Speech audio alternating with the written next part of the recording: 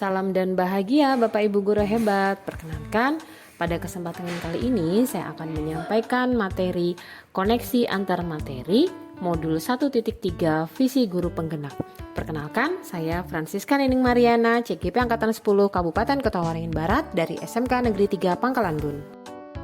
Pertanyaan pemantik yang memandu saya untuk mengerjakan tugas kali ini adalah: apa yang Bapak atau Ibu pahami mengenai kaitan peran pendidik dalam mewujudkan filosofi pendidikan Ki Hajar Dewantara dan profil pelajar Pancasila pada murid-muridnya dengan paradigma inquiry apresiatif atau IA di sekolah Bapak atau Ibu? Untuk menjawab pertanyaan pemantik tersebut, di sini saya akan menjelaskan sedikit koneksi antar materi yang berkaitan dengan visi murid saya di masa depan. Kaitannya yang pertama dengan filosofi Ki Hajar Dewantara dan nilai dan peran guru penggerak serta visi guru penggerak. Saya mempelajari tentang filosofi pemikiran Ki Hajar Dewantara tentang tujuan pendidikan yang menurut beliau bahwa tujuan pendidikan adalah menuntun segala kodrat yang ada pada murid agar mereka selamat dan juga dapat menemukan kemerdekaannya dalam belajar. Selain itu, salah satu pemikiran Ki Hajar Dewantara menyatakan bahwa guru harus menghamba pada murid. Pendidikan itu dapat menutupi sifat dan perilaku yang kurang baik. Pendidikan dapat berupa pemberian keteladanan, pembiasaan, pengajaran, perintah, tindakan, dan pemberian pengalaman hidup yang bermakna yang kesemuanya itu dapat mewujudkan karakter profil pelajar Pancasila. Dimensi pada profil pelajar Pancasila sendiri meliputi beriman dan bertakwa kepada Tuhan Yang Maha Esa dan berakhlak mulia.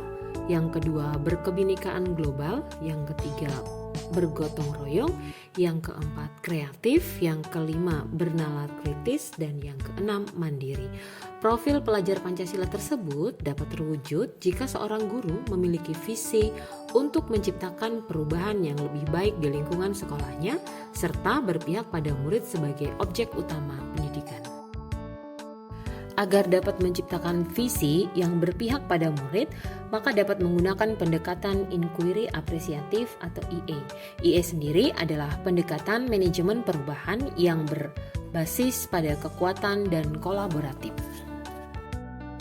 Kondisi di tempat saya bertugas saat ini yaitu di SMK Negeri 3 Pangkalan Bun, dan kaitannya dengan mata pelajaran yang saya ampu.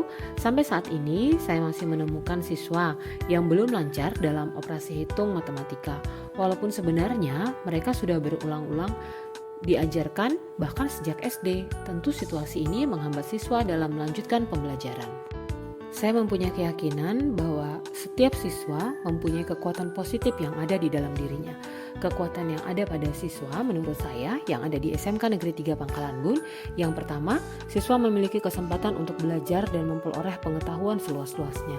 Yang kedua, setiap siswa memiliki pondasi dasar khususnya berhitung yang sudah mereka pelajari sejak SD sampai dengan sekarang. Yang ketiga, setiap siswa mampu berhitung hanya tidak terbiasa. Karena hal tersebut, saya mencoba mewujudkan paradigma inquiry apresiatif melalui prakarsa perubahan, mewujudkan generasi yang menguasai iptek khususnya dalam operasi hitung matematika. Harapannya, yang pertama, terbiasa berhitung dengan benar. Yang kedua, lancar berhitung yang merupakan pondasi dasar yang harus dimiliki oleh siswa. Yang ketiga, mampu mengikuti semua mata pelajaran dengan baik. Selanjutnya, pertanyaan pemantik kedua, revisi dan rumuskan dengan penuh keyakinan visi yang telah Bapak atau Ibu buat berdasarkan jawaban pertanyaan di atas ke dalam sebuah visi yang membuat Bapak atau Ibu bersemangat ketika membacanya dan menggerakkan hati setiap orang yang membacanya. Visi saya: sebagai pendidik, saya harus memampukan diri saya untuk membersamai dan menuntun kekuatan kodrat murid sebagai individu yang berkarakter, bersemangat dalam belajar, dan menguasai iptek. Tindakan yang akan saya lakukan sesuai tahapan bagja. Yang pertama, B. Buat pertanyaan utama. Tindakan yang akan saya lakukan: yang pertama, terus mengingatkan pentingnya penguasaan operasi hitung. Yang kedua, melakukan pembiasaan berhitung. A. Ambil pelajaran. Tindakan yang dapat saya lakukan, mencari guru dan siswa yang berprestasi. Yang kedua, melakukan perubahan pembiasaan baik di awal kegiatan pembelajaran jam pertama. Dan yang ketiga, belajar secara berkelompok untuk saling mengingatkan dan membantu. G. Gali mimpi. Tindakan yang akan saya lakukan, tidak bosan-bosannya untuk mengingatkan kembali dengan memberikan pertanyaan dengan harapan dengan terus diulang-ulang akan tersimpan dengan baik di memori mereka. Yang kedua, selalu rutin melakukan pembiasaan baru berhitung 5 menit di awal pembelajaran jam pertama. J. Jabarkan rencana. Tindakan yang dapat saya lakukan, yang pertama, berkoordinasi dengan kepala sekolah. Yang kedua, mensosialisasikan ke rekan sejawat khususnya yang mengajar jam pagi. Dan yang ketiga, menyusun bahasan yang rutin akan disampaikan ke peserta didik. A. Atur eksekusi.